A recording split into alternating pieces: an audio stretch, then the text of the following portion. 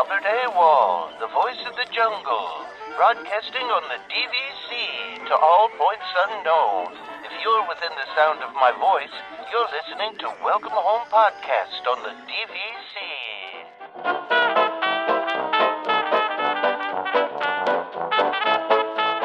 Hello and welcome home. This episode of Welcome Home is brought to you by DVC Rental Store. Thank you for joining us on episode 335 of Welcome Home, a Disney Parks and Vacation Club podcast. I'm Tom, here with Trevor. How's it going, Trevor? Hey, pretty good. How's your weekend going? Mine's actually, it's strangely warm here. Oh, it is here too. It's record highs here today. It's like 73 degrees Fahrenheit here today. It's like 0 here, which is like unheard of in January. That's such a difference. I know it's funny. Highlighting, perspective. Your record high is 32 degrees. Perspective means everything, right? Yeah. So, it does. But we're having a good time up here.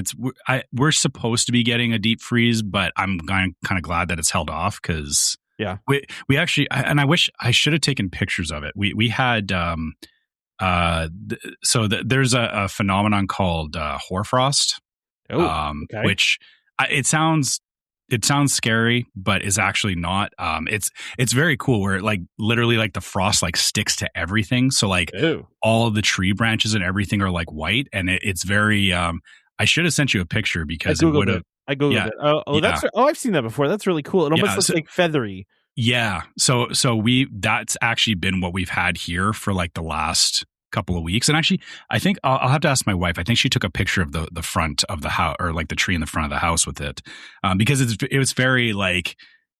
Or to tie this to Disney is there people have been talking about like the winter in.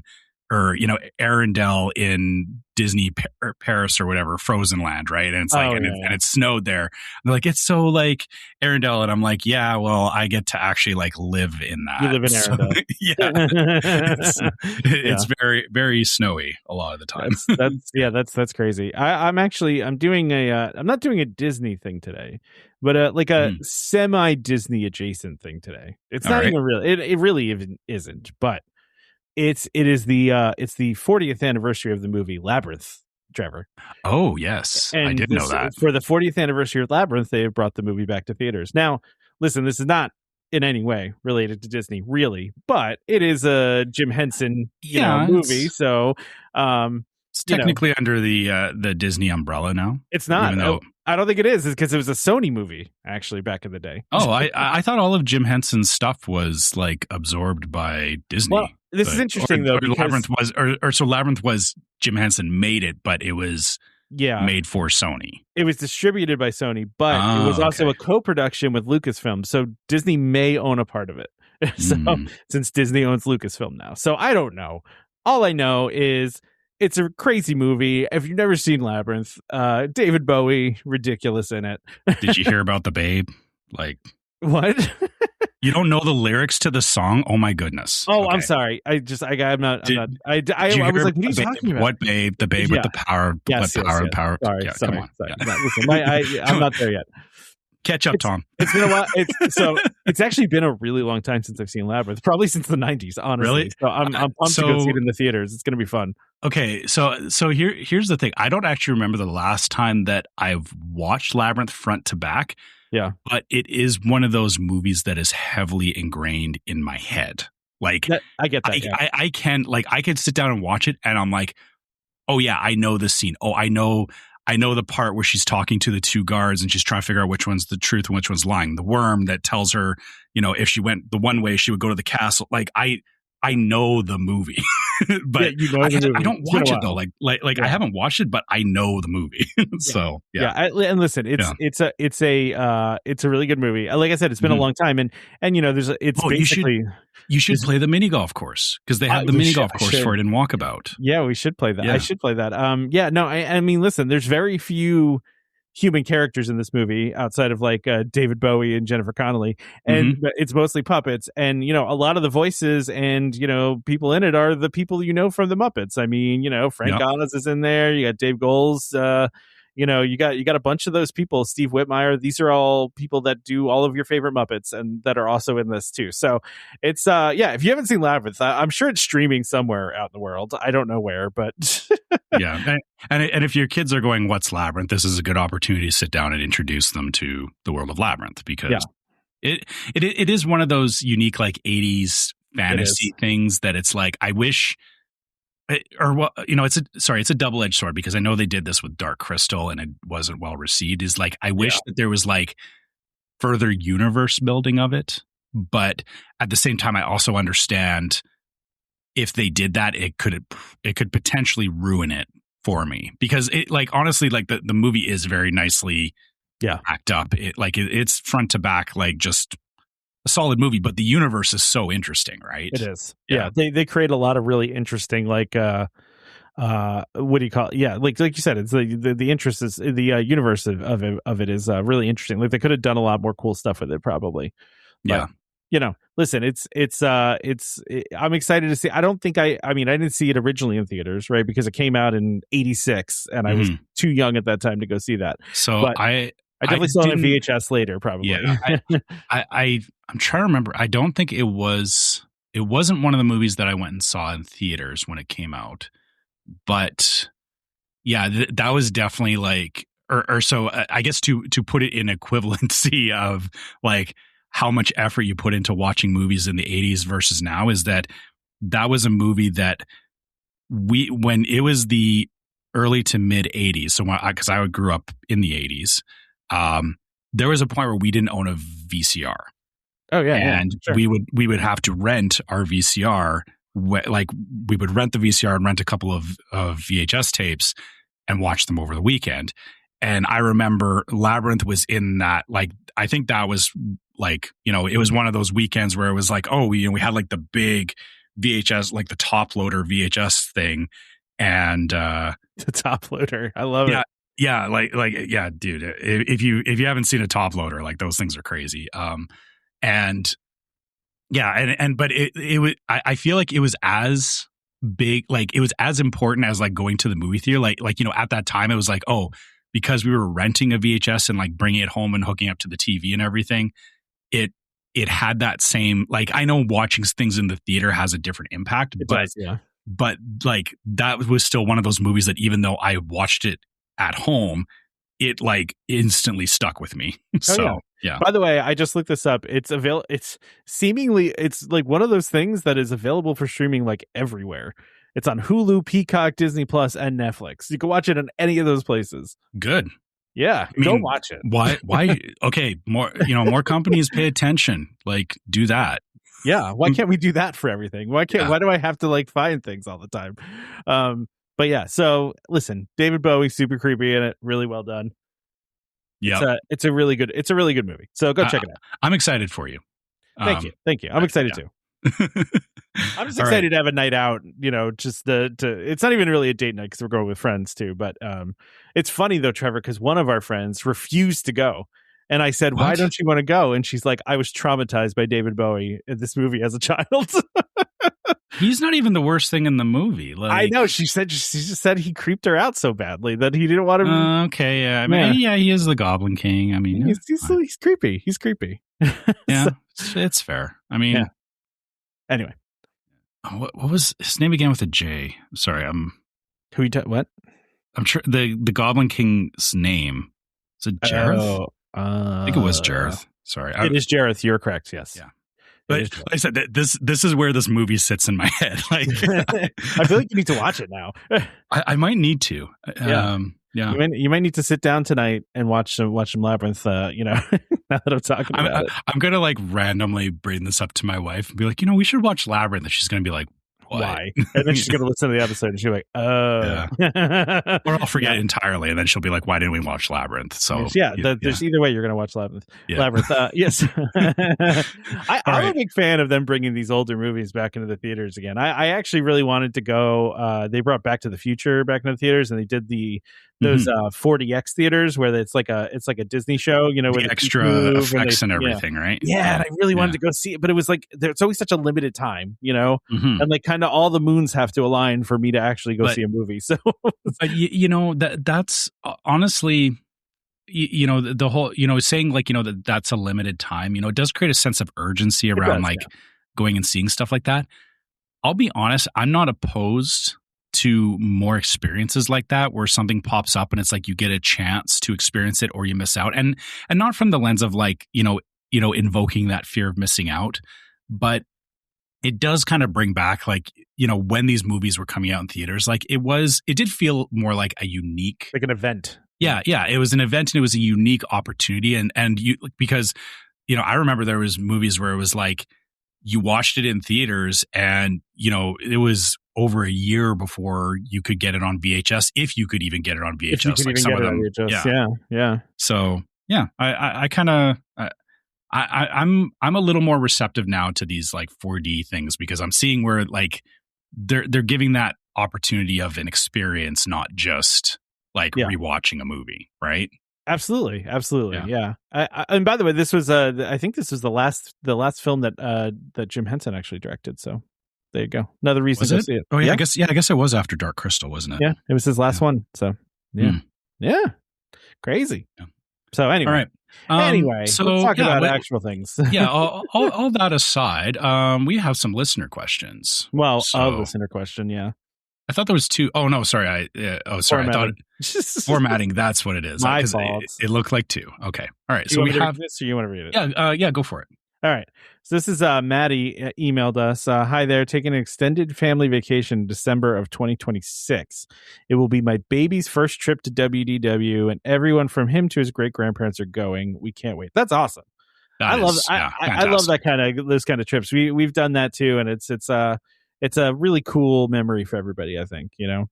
Mm-hmm. My question is, if I book a placeholder reservation 11 months out at Copper Creek, where they own, and purchase the dining plan on the DVC website with that, can I easily switch resorts to 7 months out to Polynesian or Boardwalk and keep the dining plan? Or do I need to wait to book the dining plan until the resort is 100% set? I was thinking booking the dining plan now due to the Kids Eat Free promo, but wasn't sure how Disney dining plan worked if I wanted to switch resorts when my booking window for other non-home resorts opened. Thanks in advance for the clarification.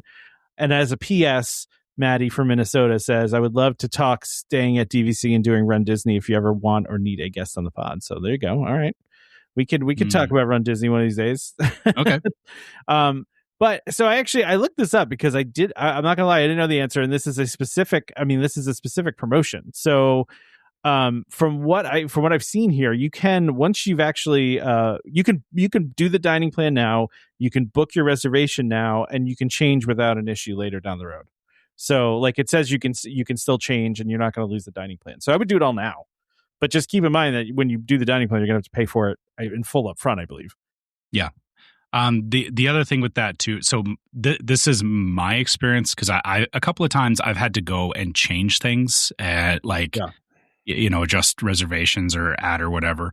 My experience with things like this is like, you know, if it's booked and if it has a tie to your room, and you're changing your room, I would recommend, make the changes, but you may need to call member services just to make sure that that you talk it through with somebody to make sure that it does get updated properly. Because I did get burned once with not burned, but it didn't get attached properly. I made some changes to a reservation, and it was actually my memory maker or the PhotoPass, it used to be memory maker, didn't get attached properly to my, they just didn't think I had memory maker, and I had to go and like call them and be like, hey, you know, I moved this, it had it, and they're like, oh yeah, and they did it, whatever they did on the back end, and they updated it, and it was fine, right? So, yeah.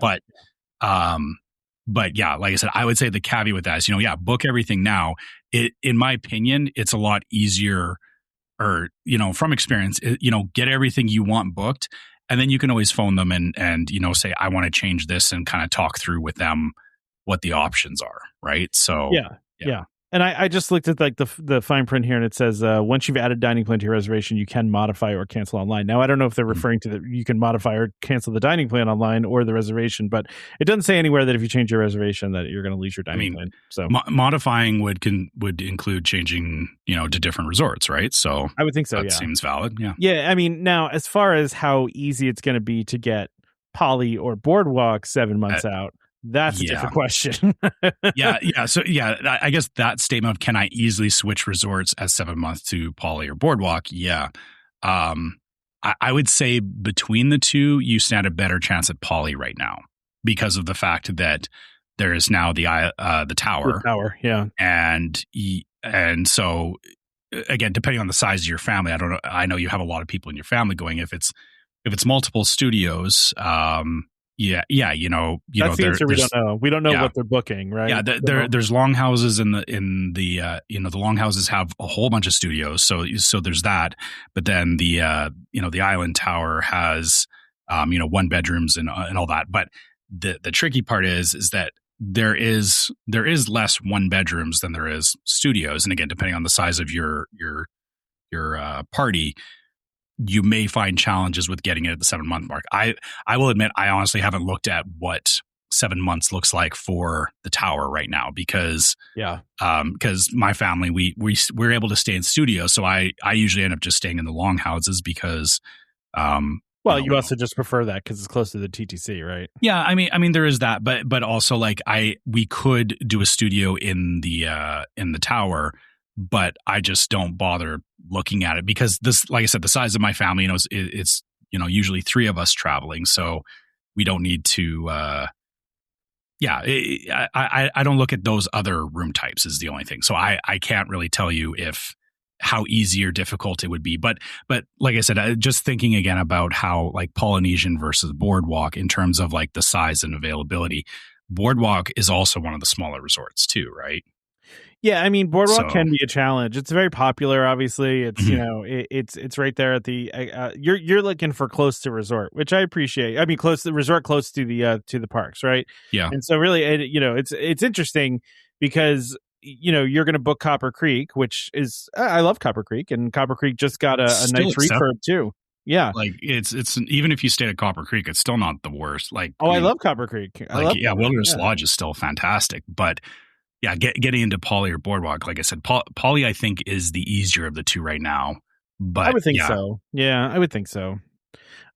Because but I mean, especially if you're it's hard to answer this question without knowing the size of your party and what kind of room you're doing, right? Because there's different resorts have different room types and different amounts of those rooms, right? So to Trevor's point, if you're doing separate studios, like Poly's got a lot of studios, right? I mean, they pretty much have all studios except for the Island Tower. So so I mean, I don't know. I hope that helps a little bit, but I think you're okay on the dining plan thing. I would just double check though with like member services and make sure that you can change it down the line. But it seems like from what I'm reading, you can, and it's not going to cancel. And especially if they're doing this as a limited time thing, the free dining thing, jump on it. I mean, if you want to. Because it's they do more in a bunch of times that it may run out at any time, or that they have a limited amount. So now whether that's true or not, or that's just for them, them trying to create urgency, I don't know. It's a good question, but well, I think it's them just covering themselves that people don't assume that it's going to, because they could decide at any point just we don't want to do this anymore, and it gives them the out to say sorry, it was limited availability. Yeah, it ran out. Yeah, it is really just covering themselves. Yeah. So so that's really. I hope that helps. Listen, we like getting emails. So please feel free to email us when you have questions like that. We would like to do more listener questions. I think again, I kind of miss doing listener questions. Yeah, I mean, again, to that point, we say this every time on the show, but if you guys. If you have something you want to ask us, even if it's been like we don't have a problem revisiting things that we've talked about before because over time these things do get forgotten, they do change and all that kind of stuff. So it's totally valid to put in questions if you're even if you're not like planning to travel, like just I would be interested, if you just bring up a subject just so that, like Tom showed, we can just take some time to investigate it and figure out what's going on with it. So yeah, for sure. Now I am over here like looking up room inventories and to see how many. I was trying to search it too, actually, and I didn't find a quick link, so I didn't want to like. I'm glad it's not just me. No, I mean it's not just me, but yeah, I mean, listen, there's a lot of studios over at Poly. I mean, there just are. They have a bunch, but I'm trying to see compared to Boardwalk here. Yeah, Boardwalk has way fewer studios than Poly does. So you should have a much easier time. But again, I don't know if you're going studio or not. Maybe you're going larger. I mean, if you're going like 1 or 2 bedrooms, there's probably, I don't know off the top of my head, but let me see here. So okay, this is just doing a quick switch according to Google AI. I will, oh boy, this just came up. Apparently, there's around 72 one bedrooms in the tower. Okay, there you go. So I mean that's a good amount. But then let's see if it tells me how much are at Boardwalk. Boardwalk has a fair amount of one bedrooms. They have like a good amount of those. Oh wow. Okay. Approximately 279 one bedrooms. All right. Okay. Yeah. Maybe I was wrong. Or depending on your room type. Yeah. Depends on your room type. Yeah. Boardwalk may be the better choice than Polynesian. Again, for whatever, like, I guess, that answer comes down to what does your family need? And like exactly what we did here is, look at room inventories because I didn't realize how, that's right. We did talk about this like a long time ago, is that the thing about Boardwalk was if you're planning to stay in studios, the studios are much harder to get because there's way less of them, but then there's way more one bedrooms.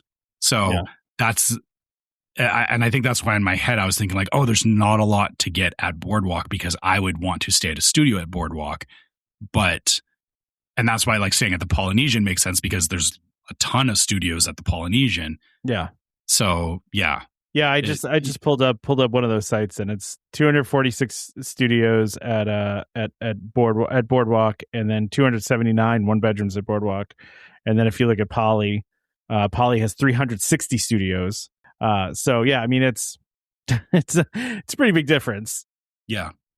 Yeah, like I said, I felt like Poly would have been, or Poly feels easier to get access to because they just opened the tower. But I guess in retrospect, like, Poly was like, it's not the biggest resort on property either. No. So, no. But also, depending on the time of year and everything too, it, they're all booked at different amounts as well. Yeah.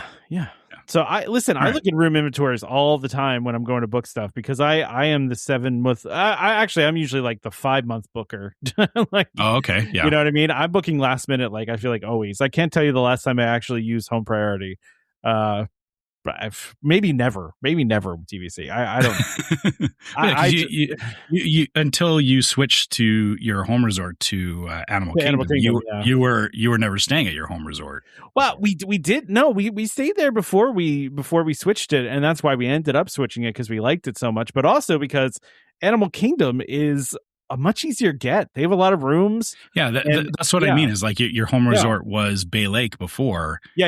And but I mean, like you never spent a lot of time staying at Bay Lake. No, we stayed at Bay Lake. Yeah. Well, twice now, I guess, because we did that Grand Villa a couple weeks ago. So, but I mean that doesn't count. Like, no, I know that was the exception. Absurdity. I was showing. I was showing pictures of that to somebody, and then I was just like, I had to like qualify it. I'm like, hey, this is not something we do all the time. Okay, this was because I was like, I don't want people to think that like I'm this bougie person like staying at staying in these gigantic rooms for one night at Disney. I mean, which. Listen, it's hard to avoid that viewpoint when you do that, right? And especially when you show somebody pictures of that room, they're like, "Oh my god," which I get. I get, but anyway. So 2026, Trevor, is the 35th anniversary of DVC. Wow, and they got a logo for it, and it's kind of interesting. I was gonna say that this logo. is this really a logo? I don't know. Like, when does it stop being a logo and just a bunch of pictures thrown together? I mean, it's a piece of art, right? I mean, yeah, you're right. It's more of a piece of graphic. Art. I wouldn't call this a logo per se. Yeah, I mean, it's a tough thing to say. So it's busy. I will say that it's very busy. To describe it to the listening audience, it's, if you haven't seen it yet, it's a cake, right? It's a very boxy cake, though. It's not like a like a graphical cake. It's more of like a it's a bunch of squares on top of each other. It's basically a cake outline, yeah. And then at the top, it's got 35 and candles, and with a Mickey face inside of it. Mm-hmm. And then you're getting a bunch of different images that you would associate with different DVC resorts, right? Or so try to.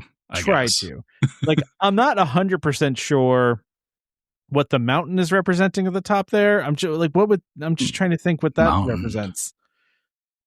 So okay, so this what is am I missing? I'm missing something. Is it maybe it's the Wilderness Lodge? Maybe I don't know. No, because Wilderness Lodge is down with, the bear, I guess, would be Grand Californian with the trees and the bear. Yeah, maybe. But that could also be Fort Wilderness. Could be the cabins at Fort Wilderness. Could also be Wilderness Lodge, because Wilderness Lodge and Grand Floridian are like twins of each other, basically. Yeah. You definitely have like a Vero maybe in here, and so the mountain Head, I don't know. What would the mountain be? Don't know. Like I'm serious. Like this is bugging me now. It's we're probably missing something obvious, and like someone's gonna say something, and they're like, "Duh," that's what it is. Yeah. And I don't know. Okay, hold on. What are all the resorts? You need a list of all of them just to see. Okay, this wouldn't be Alani doesn't make sense because no, it's not Disneyland, it's not Grand Californian. Okay, so starting at Disney World, Grand Floridian is further down here. Yeah, I see Saratoga. Okay, I don't know where. Or okay, Beach Club is there. Yeah, Riviera is there. Polynesian. I'm assuming Polynesian is the weird one next to the Grand Floridian kind of looking thing. Yeah. I think maybe that's Polynesian. I could see that. Or maybe that's contemporary. Could be contemporary. Yeah, that could be contemporary. Yeah. Okay, and then what else do we have? Obviously there's a giraffe here, so I'm going to say that's probably Animal Kingdom, right? And then you know what Polly is, Trevor? It's the little design that separates them. That's Polly. Oh yes. Oh yeah. You're right. I didn't notice it until just now. Yeah. Okay, so that's Polly. The giraffe, is Animal Kingdom. The tent would be Boardwalk. Maybe? Boardwalk. Yeah. That tracks with Boardwalk. Yeah, I guess. Yeah. It is very carnival-y. Okay. The crane with the could be Hilton Head. Could be, but there's a hibiscus flower there, so that actually is also Polly. Okay, because so the hibiscus flower is Polly. Yeah. I'm going to assume I'm trying to figure out what that yellow thing is next to it. It looks like a turtle. It's a turtle, I think. Oh, it's a turtle. Okay, yeah. My mind was messing with me, and it looked like it was like a weird drawing of the butt end of the giraffe with a weird tail or something. Like you see it, right? You see what I'm saying? Yeah. See, I immediately identified that as a turtle and immediately thought Vero, because they do the whole turtle hatching thing at Vero. So right. Yeah. But then again, the hibiscus flower and everything is Polynesian. And you've got like that again, weird. Again, weird. And then further down you have Wilderness Lodge, Contemporary. That mountain is throwing me off. Yeah, I can't figure out what the mountain is. I keep going down. Like, there's cabins are there. Yeah. So what is the mountain? I can only think that it somehow is for like Wilderness Lodge or something. That's the only thing I can think of that makes any sense. Because the mountain, it almost looks like Everest. Like it kind of does, yeah. Like it feels like they're like trying to show a ride, but it's like, no, these are resorts.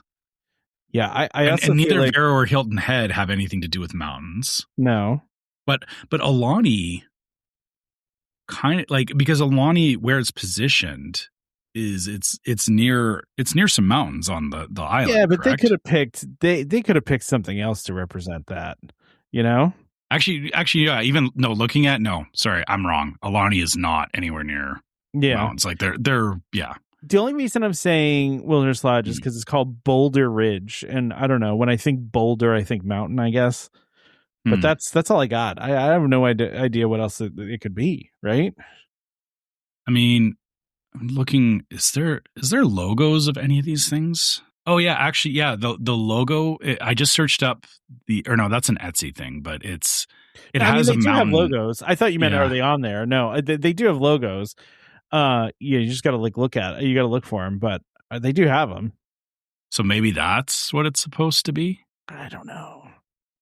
Yeah, it's how close are the villas at Disneyland Hotel to the Matterhorn? Not anywhere near close enough. That's what I thought. Yeah.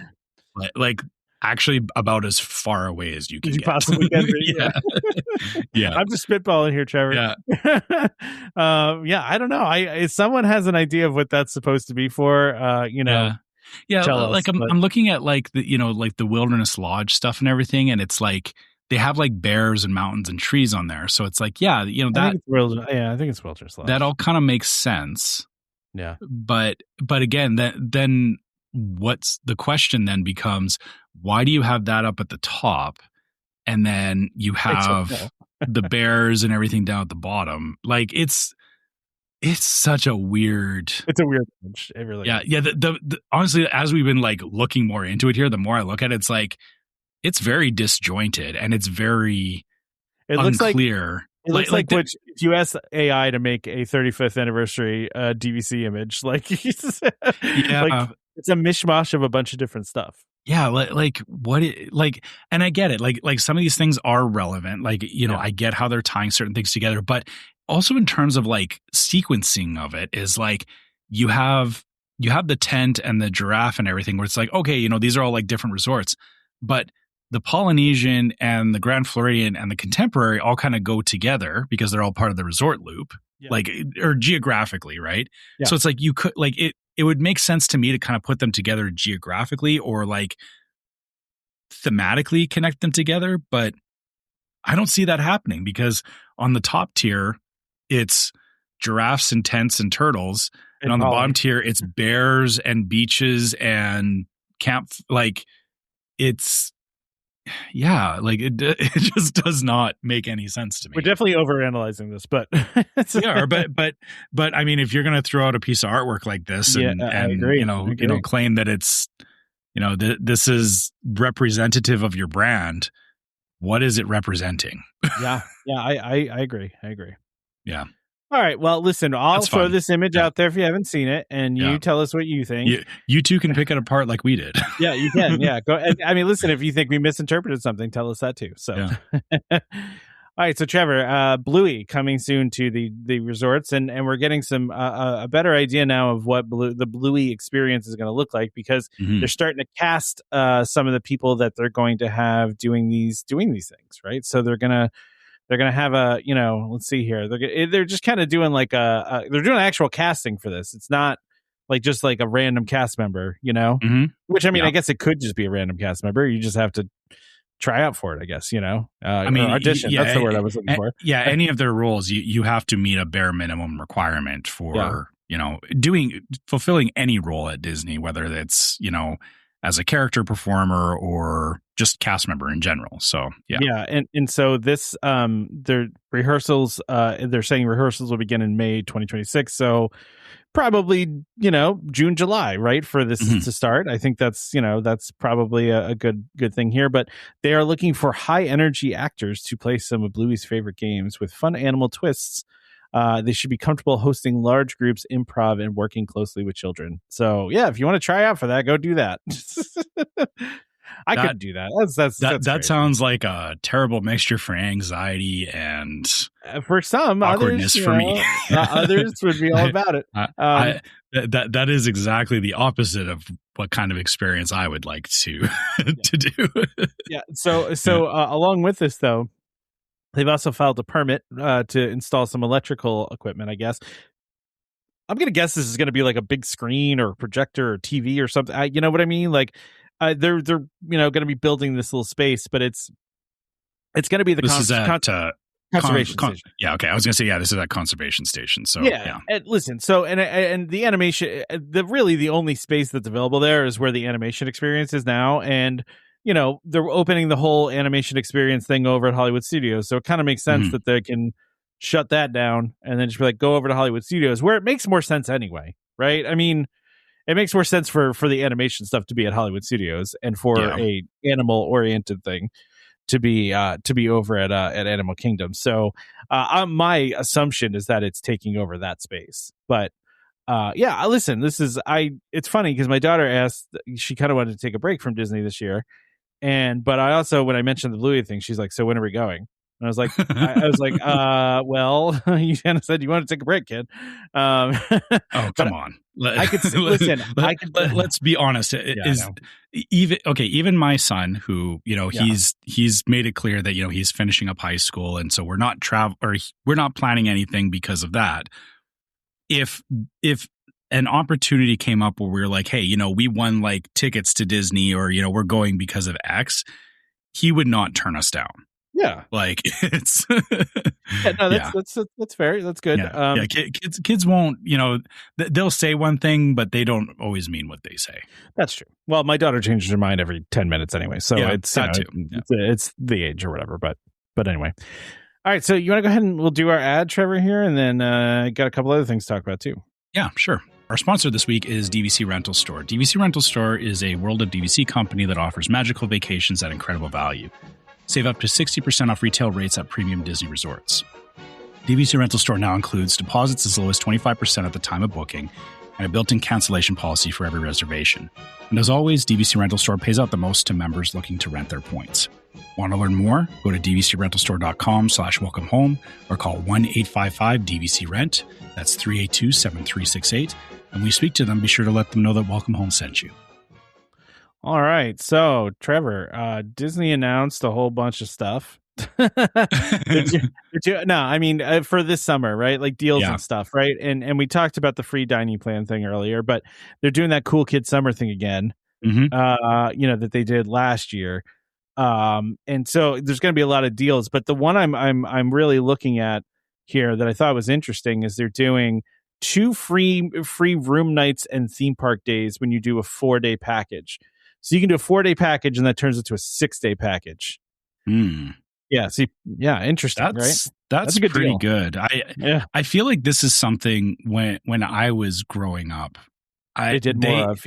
Yeah. Like I remember, like, because we did a couple of trips to Disneyland, not Disney World, but same kind of deal. Was I remember my parents planning and saying like we were going this week, and then we found out that there was this promo on, and we got like 2 extra days. So, we the same sort of thing is, we turned like a 4-day trip into a 6-day trip because, they're just throwing extra days at you. So, I've talked about this before. I think when I was a kid and we went in 1999 or 2000, one of those, we were staying at Wilderness Lodge, and back then you had to check out of the resort. You had to like physically go to the desk and check out.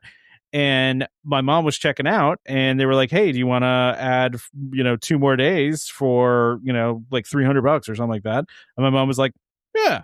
And then we ended up staying there for 2 days. They don't do that anymore, though. Like that's just not a thing. I mean, even this isn't that, right? Because this is, you're booking it ahead of time. You got to buy the package and all that stuff.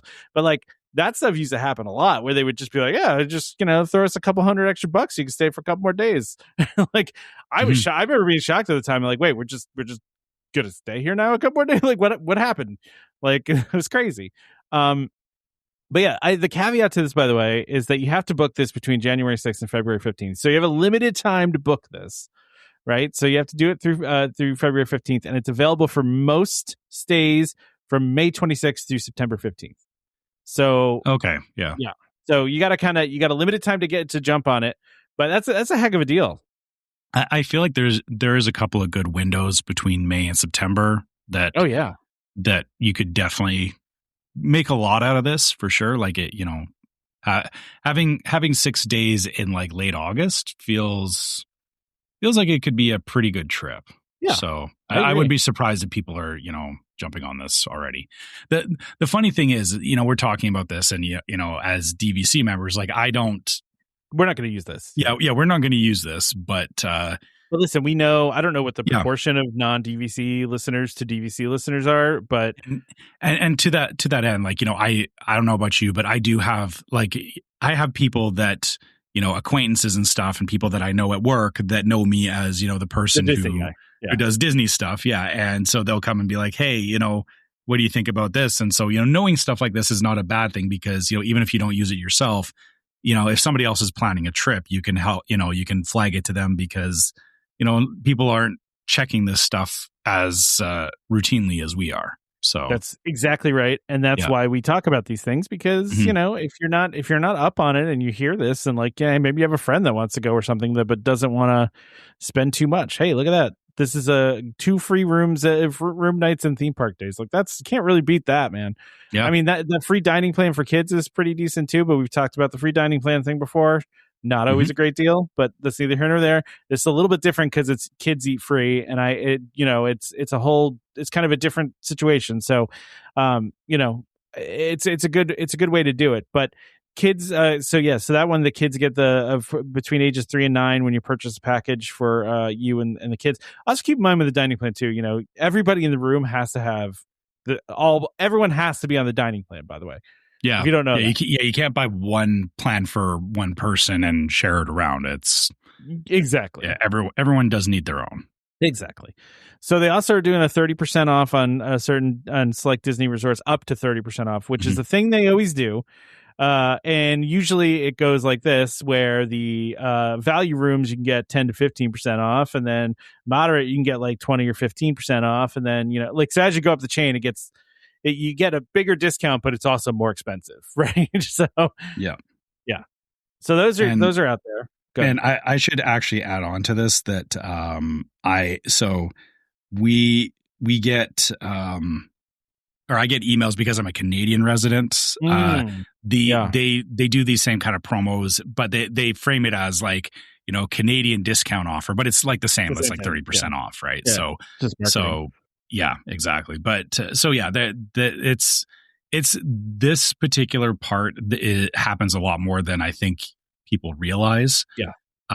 What they're saying though, so these promos, like this one is like you have to stay between May and October. So the windows are always very they're trying to get promos over the summer right now. And so if you're looking for something closer or into the fall or Christmas, this is not it, or this may not line up with what you want. Just keep that in mind. Yeah, so. They offered the whole reason they offer deals is to fill the parks up at the times where they might not be as full, right? Now, given summertime is a busy time.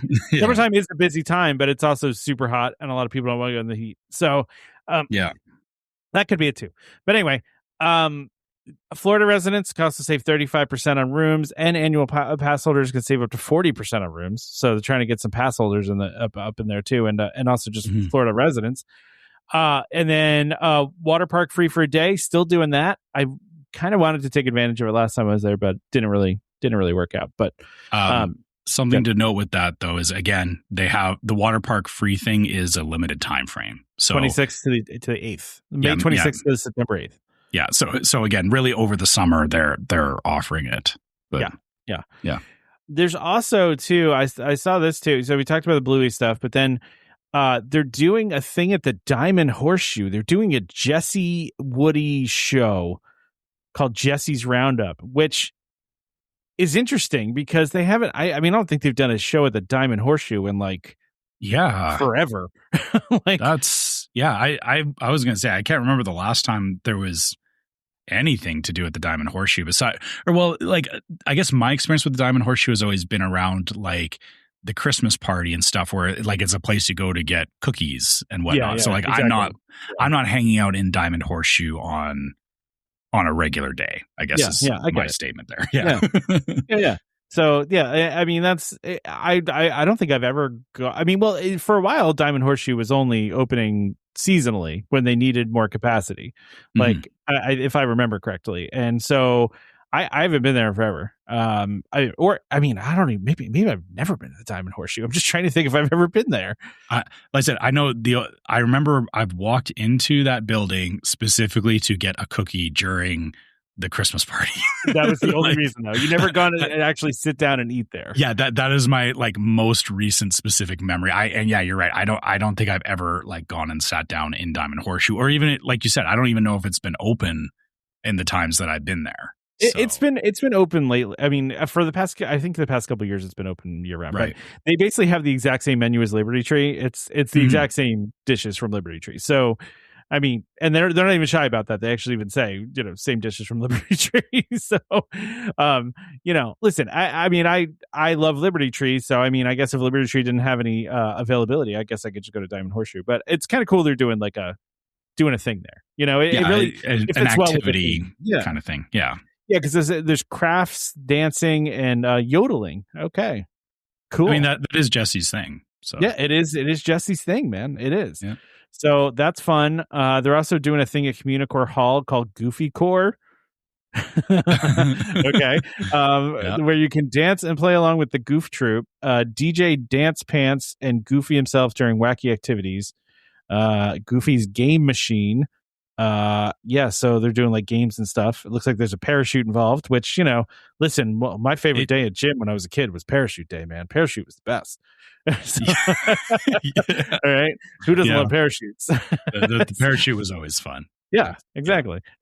So, and then, all the stuff that we've kind of reviewed already, all the new stuff coming to the parks this year. So there's a lot of that coming.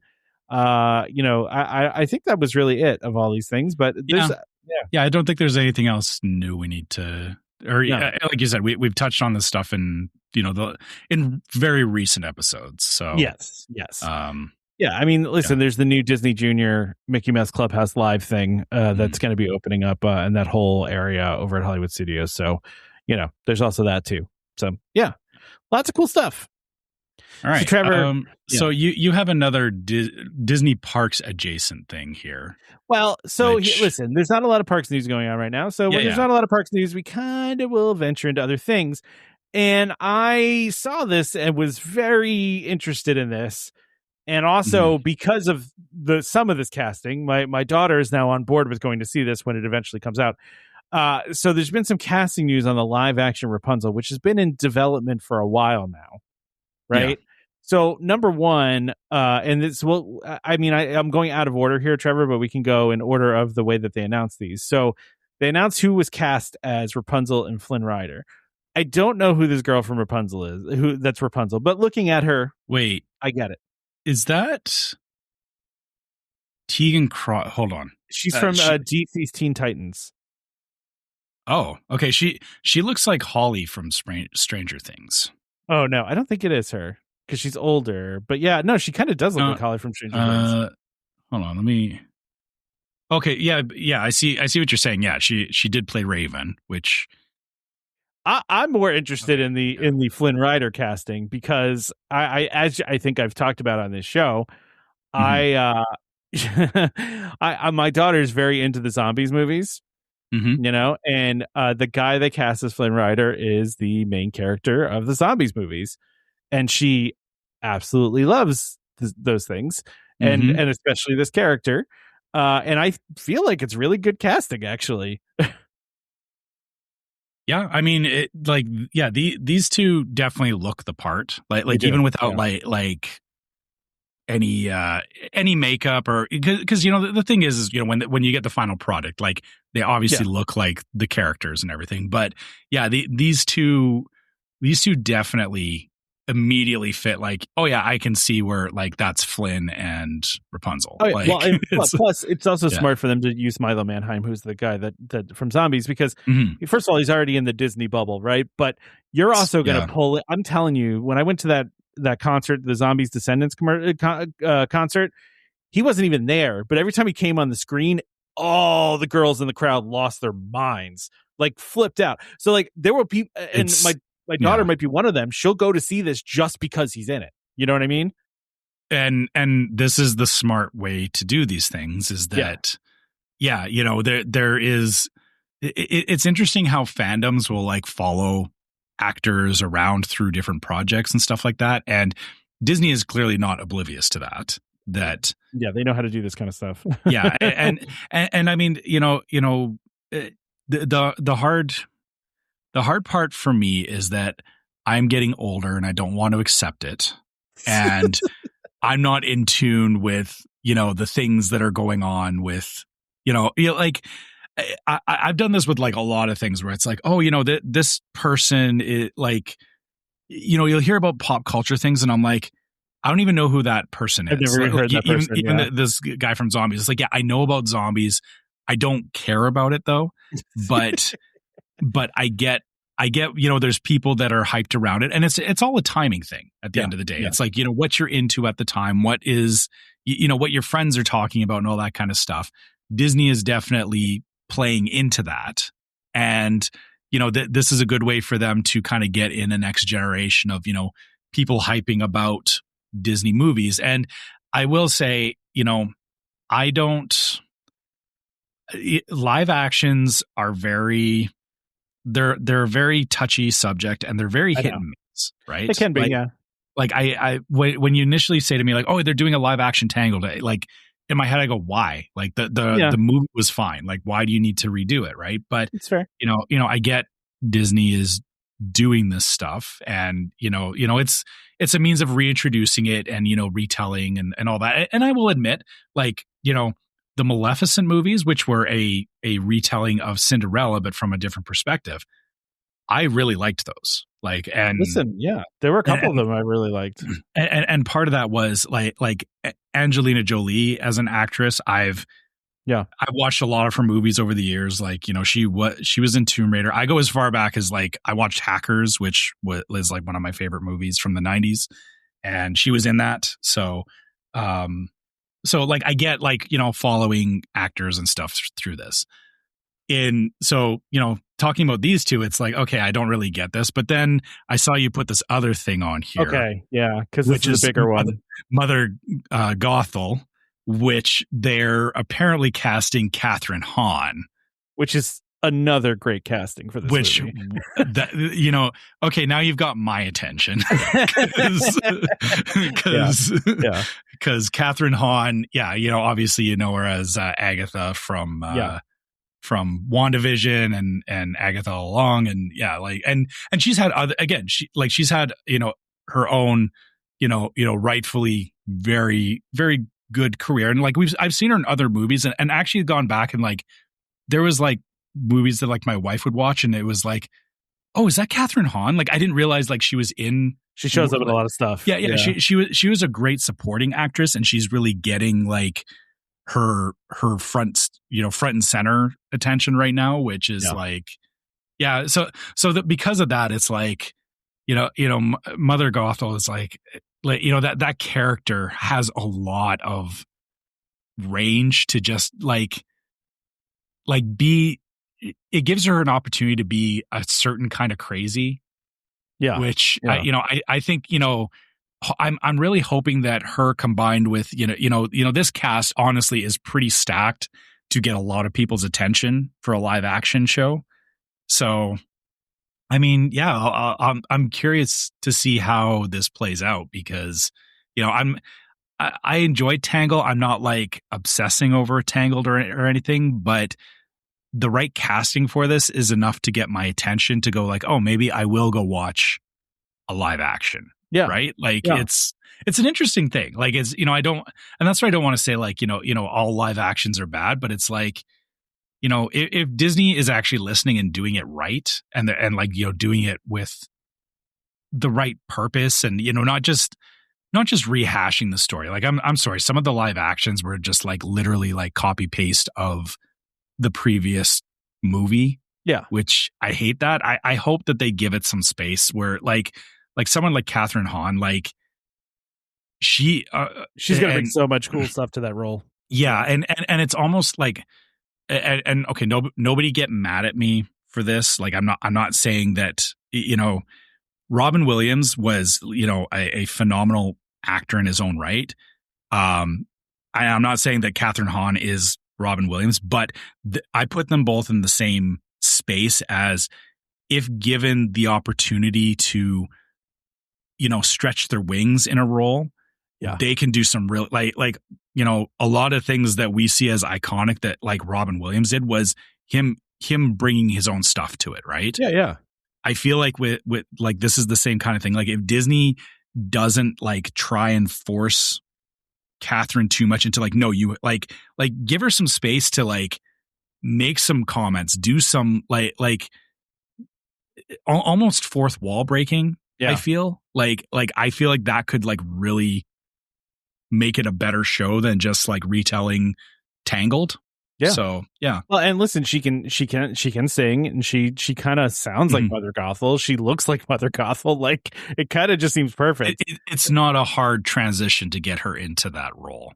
100%. Especially you literally like this article that you linked. Like they have the side by side, and it's like Like, okay, yeah. The hair just needs to be black instead of brunette. Exactly right. And, I mean, you can just hear her doing that voice too. Like, you can hear her doing like a similar. Mother Knows Best. You can hear her very singing easy. That. Yeah. And I mean, like, and I don't think she's going to imitate the original voice, but like, I think she will definitely, kind of do the inflection that she does and all that kind of stuff. I'm sure she'll bring her own thing to it. But listen, I've liked a lot of the live action remakes. Like Lilo and Stitch was really good, and I mean, it made $1 billion for a reason. I mean, it was a good movie, and they changed a lot in that movie. It was a fundamentally different movie than the original, and exactly that's exactly my point. Is that Disney seems to be waking up to that, but because I don't spend a lot of time watching movies, I do get kind of stuck. Like I did watch a couple of live actions like Beauty and the Beast and Lion King, and it was like, listen, there were things I liked in Beauty and the Beast. Like I enjoyed Gaston and LeFou. Like I felt like that was a lot of fun, and like, but those was, those actors definitely brought more to the role, but the actual like structuring of the movie was just not like and I'm not gonna lie, I wasn't really interested in the live action Moana, but I'm kind of interested to see The Rock play what's Maui live. Yeah. Instead, because I don't know. I'm interested. I want to see how it and they've even been kind of like being weird about it in trailers. That he did like they've shown in trailers basically is his back so far, right? Like they showed him jumping off the cliff, and that's all you see, right? But I kind of want to see it, like just based on that. And I mean, listen, the girl that they got to play Moana, I mean, she sounds like Moana. She looks like, I mean, they nailed it on that too. And I mean, it looks like the production value is good just based on what I've seen so far. But I mean, I don't know. It's going to be really, really interesting. Yeah. Like you said, it's kind of funny how like maybe I could be wrong here, but I feel like maybe Disney is turning a corner creatively because they're like throughout history, we've talked about this before, like there's like the golden age of, Disney movies and all that. Like there is ups and downs of how Disney does production. Yeah. And the content that they put out. And I feel like, and this is just my opinion. If you feel otherwise or you disagree, totally fine. Like I'm not discounting anyone else's perspective on this. I feel like Disney has been in a slump since about, I want to say as far back honestly as like 2014. You think so? Like it feels like they're like, it's been, they've had like a few little sparks of like there's been like, the Moana, Frozen, like those one-off hits. But when I think back to like, again, talking about the golden age, like there was a point where it was like back to back to back to back that they were like just putting out bangers, right? Like it was, and it feels like right now they're throwing a lot more at the wall and it's not sticking. And I also attribute that to the fact that there was a couple of franchises that Disney has really been milking for a long time that they should have stopped. Don't hate on me, but Star Wars stuff needed to stop coming out about 5 years ago. But I mean, like they were the number one studio last year as far as box office gross goes. And in 2019, 2018, 2017, 2016, they've been killing it box office wise. Quantity does not trump quality. No, I guess my point there. I understand that. The reason that they are there, that they were up there, is yes, they have the power to put, like, the sheer volume of what they're putting out puts them at, even the ones that don't do as well, they're still just by nature of how many things they've been churning out for the last 10 years. Yes, of course they're going to be on top because of that. But my point is not so much around how much stuff is coming out, but it feels like they're kind of slowing down and maybe putting a little bit more quality into it. That's my perspective on it. And I'm not, if you want to disagree with me, totally fine. Want to hear that. But, that's just my view on it, is that I feel like Disney they've not been on 100% their A game for a long time. And like I said, like the last 10 years is what I feel like. It feels like they've kind of been fumbling a bit with trying to find a good cadence of, like, making these shows and releasing them and all that stuff. Like this kind of casting with Tangled, it feels like they're not trying to rush it. Sure, is what I feel like. Yeah. They are thinking about, like, yes, Catherine Hahn. You could say it is a little bit of typecasting, that she looks the part, but they're thinking of it from the angle of, based on what this person has done, will they bring to the role what people expect to see, right? Yeah. So instead of just like, sorry, it felt like for a long time, and this is kind of where it got me to, where, like, I stopped watching a lot of Disney shows for a long time, was that they were just churning stuff out, and none of it felt impactful. Like it felt like I said, even the live actions and stuff, it was just like, okay, they're just getting stuff out the door for the sake of getting stuff out the door. I'm hoping that this is like them turning a corner of getting back to more of that, better quality that they like. And I'm not saying like Disney is specifically with like the animated stuff, or like, because I mean they did a lot. There's been a lot of great. Yeah, I mean there's been a lot of great Marvel movies, and I mean there's been a lot of good stuff over the past couple of years. I just yeah, but even the Marvel stuff, like since Avengers Endgame, a lot of it's been very hard to keep track of. Yeah, and they just did too much. I think. And there's exactly. Like I said, it's the quantity has been killing the quality of it. Yeah, right? I think that was when Iger came back in. He tried to reverse that, because that was kind of the previous regime of Bob. The previous Bob. The other Bob wanted quantity over quality, and then Iger came back in and was like, no, we need to do quality over quantity. So I mean, last year was a very good year for them. I mean, they did very, very well. I'm not, and that's kind of my point too, is that it feels like that we're coming around the bend back to like better quality shows. Yeah. Which, and like I said, for me, it's my priority is not around like the most flashiest effects or even who they're casting. It's more that, when I watch a show, and actually to this point, we finished watching Stranger Things, on New Year's, and, I was left at the end of that show with like, and, you can argue about like, the finale missed this and whatever, like, all the minutia of it, but I felt satisfied at the end, and it felt like a complete story. It's funny because right? I everyone I know that I've talked to, like that I personally know, really love the finale, but every article I read is like the mixed feelings on the finale. Every the internet hates it or whatever. I'm like, but every person I've talked to has loved it. I don't. It's just weird. There is a subset of people that just want to pick everything apart, and that's fine. For me, I felt it felt the same as like reading a book or finishing a video game, where it's like everything finishes at the end and it just feels like a complete story, right? Like that's really what I'm kind of looking for from movies and shows and stuff like that. And it feels like for a long time, Disney was not doing that. Like they weren't cleanly doing their storytelling.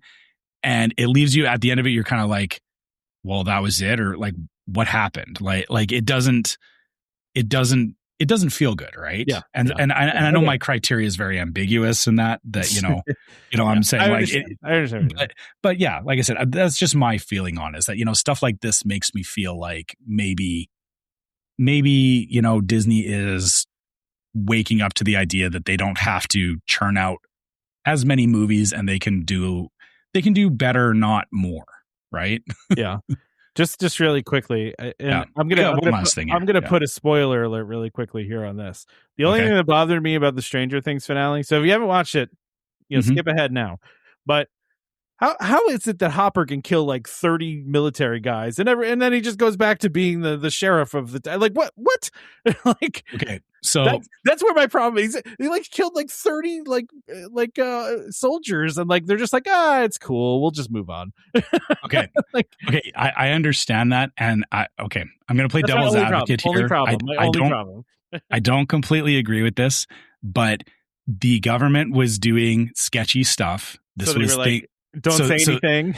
so they were doing stuff under the table that if he did go to trial, or if something did happen to him, people would kick up enough dust that it would bring attention to them, and they would go, and so them trying him for, you killed our people in the Upside Down is an admission of they knew that this was going on. Right. I just like that it wasn't explained at all, and it's just like, Hopper killed all these people and no one cares. It's cool. We're fine. I mean, to be fair, I think the majority of the ones we went after were all in the Upside Down. Yeah, which that's true. Plenty of people disappeared in the Upside Down, and the government was just like, oops. Listen, I was happy with how it ended, but that one just got me, because I'm like, wait, there's no consequences. We just go back to normalcy. Okay, cool. Anyway.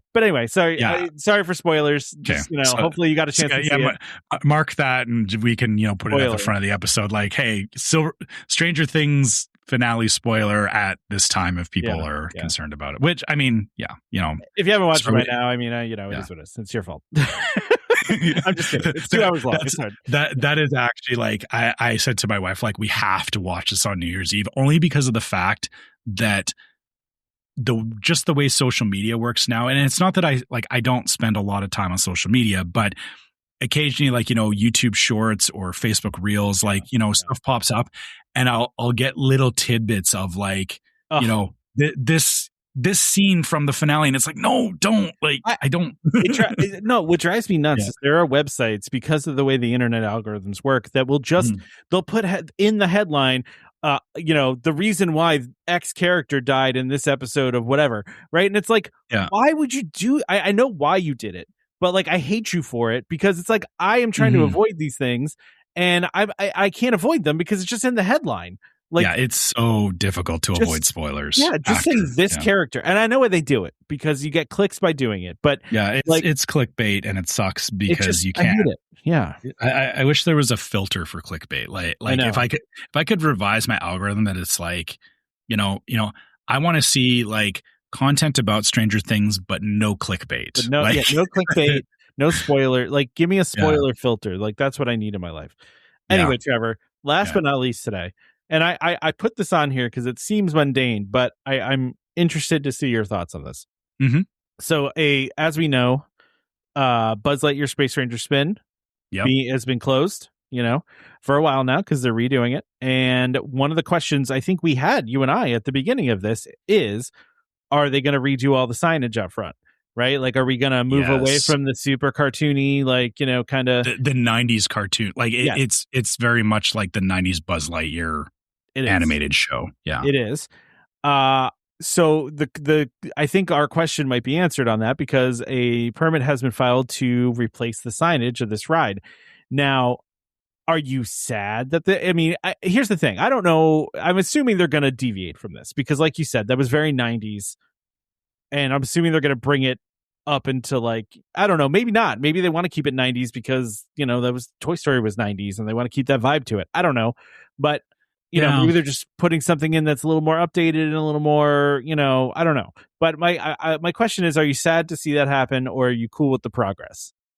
I mean, my take on this is looking at the overall aesthetic of Tomorrowland, we talked about the Tomorrowland problem before, that it becomes out of date very quickly, and this is a great example of leaving it the way it is. Unfortunately, like like we just established, it is very rooted in the 90s. It is, yeah. And so. And I haven't watched the Buzz Lightyear cartoon in a long time. I think since I sat down and watched it with my kid when he was like 5 or something like that.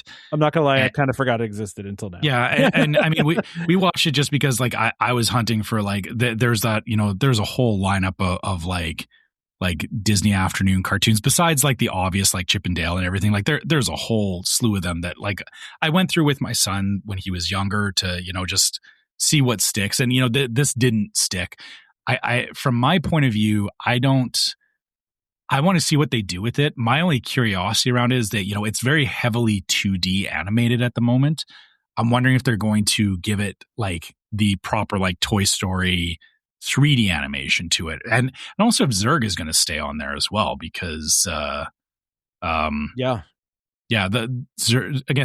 is a heavy, like he's the antagonist in the cartoon, and he shows up in the I think it's the second Toy Story movie, but again he's really not he's not actually a main character in Toy Story, so it's kind of like I'm curious what they're going to do with it. And you're still battling Zurg though, right? In the ride, like it's the storyline of the ride still, Yeah. Okay, so I guess that's fair. But then, I hope that I honestly don't know what I want for it. I don't know either. It's got to be a tough job to come up with that, because you want to maintain that nostalgia, but at the same time, you need to not have it look like it does right now. It is so like stuck in 1997 right now that at the very least, it needs to be. I don't even know what needs to change with it, but something needs to change with it. And my wife, so Buzz Lightyear is one of her favorite rides because in terms of things she can do in Tomorrowland, like roller coasters and whatnot are not something she can do. So like there's Buzz Lightyear and the People Mover are kind of her go-tos while we're going and doing Tron and Space Mountain and all that. So but I will say I don't think my wife is too married to the 97's aesthetic of Buzz Lightyear either. So, I don't think she's going to be too upset about the signage changing. But I think what I don't want to see is, do you remember when they changed the boardwalk, the slide?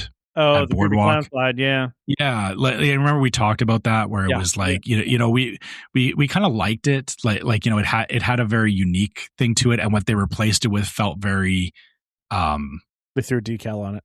Very very like generic white toast kind of white toast no butter kind of vibe to it, right? I can't imagine that'll happen here. Yeah, I really hope that's not the case here. Even at the very least, if they just clean it up a little bit and still leave it, you can still leave the color palettes. You could still leave it effectively the way it is, and just kind of like update the lettering and the hand drawn animation to something a little newer. I mean, if we can get any idea of what they're going for from the ride vehicle, the new ride vehicle, it does have that same vibe still, right? So like I assume that because I mean it looks very much like a toy, right? Yeah. And I think that's what the sign is always kind of evoked, is like a toy box kind of thing, and that's really a lot of what they're going for. So to your point, like I'm hoping that they kind of keep the similar vibe, but just update it and make it, it probably just needs to be updated too. It's probably just, it's an old sign, so it needs to be updated, right? So, I mean, I'll be interested to see what that's going to look like. Do you know what I just realized I hope doesn't happen with this sign? What? Is that I hope they don't try and update it using AI. I would hope not.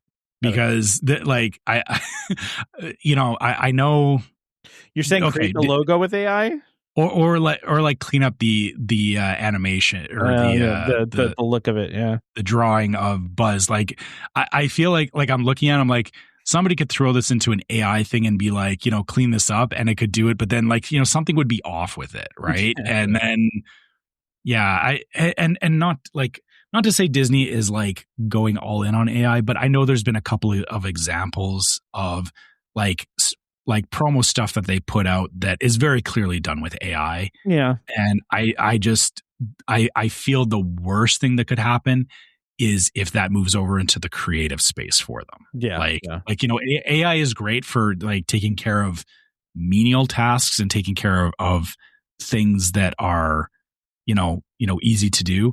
When it starts, right, and I'm fully aware of the fact that yes, we've used AI to like do like our Christmas logo and stuff like that. Nobody needs to know that. Nobody needs to know that. No, but okay, let's be honest. Tom and I are not artists, right? Maybe so, I've developed art skills later in life, Trevor.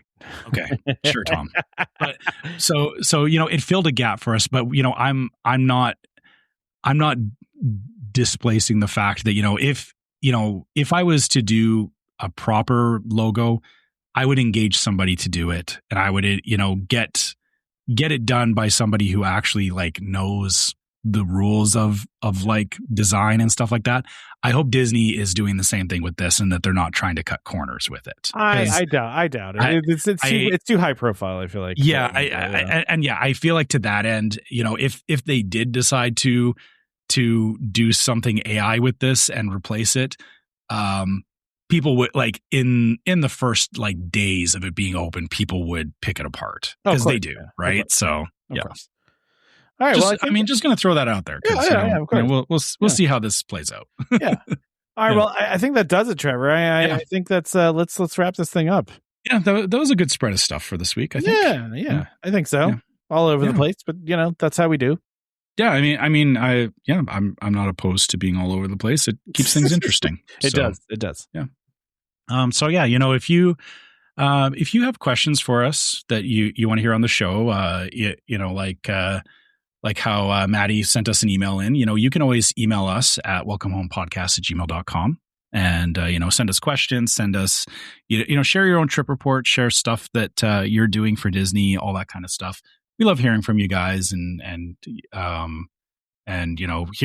hearing your own thoughts on stuff on Disney and questions and all that. Cause, like we said at the beginning of the show, sometimes there's things that, we can't dive into absolutely everything, but if you guys have a question or something, it's, it kind of gives us anchor points to look into things for the show. So, fire us questions if you want us to cover a particular topic.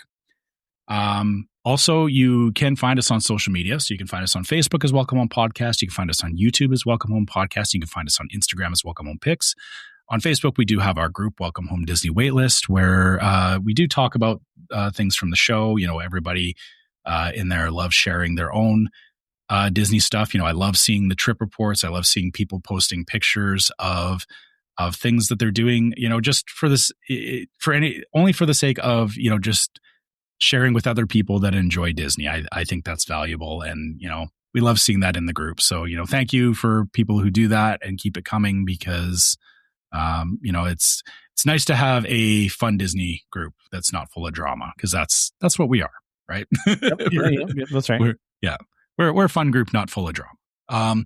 Also, if you want to help support the show, we do have a store, so you can go to store.welcomehomepodcast.co and you can check out some of our shirts and stuff. Maybe if you need a shirt for an upcoming trip or something. If you do happen to get some merch, we take a pic of it in the park and send it, put it on Facebook or, send it to us. We love seeing that stuff too, just that you guys are enjoying it. And then also we have a Patreon. So you can go to patreon.com/welcomehomepod and check out our different levels of Patreon support, which have exclusive merch that you can only get in the Patreon store. Or Patreon web. I shouldn't say store. It's you just get website. It for being a member. Yeah. You get it for being a member. And also all of our Patreon supporters get access to the Discord server, which is yet another place that we have conversations about stuff from the show.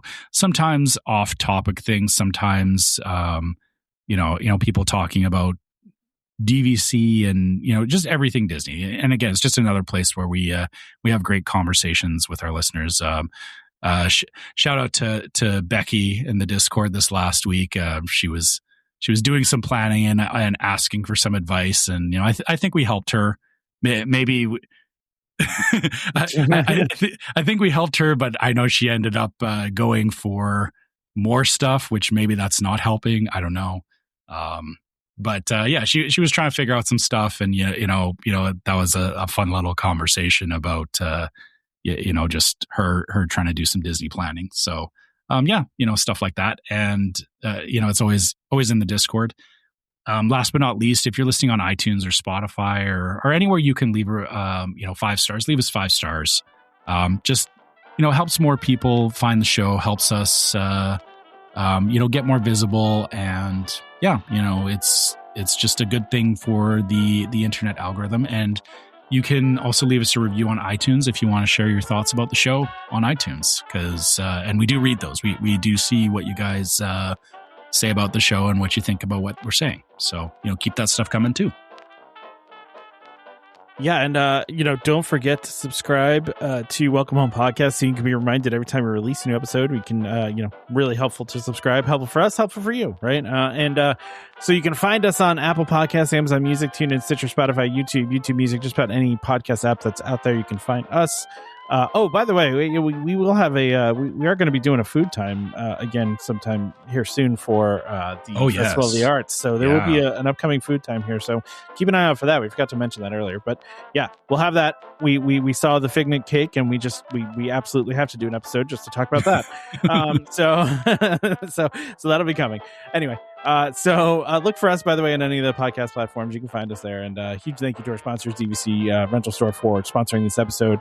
And of course, World of DVC for being partners for a long time now. So join us next time for more Disney Parks discussion. Of course, more DVC talk. We hope to see you all real soon. This is Skipper Albert Awol, the voice of the jungle, signing off from Welcome Home Podcast on the DVC. To a house when we had a chair, how she can cuddle, it's no man's affair. I look around for all the holes, found her in her sugar bowl. Look out, here comes my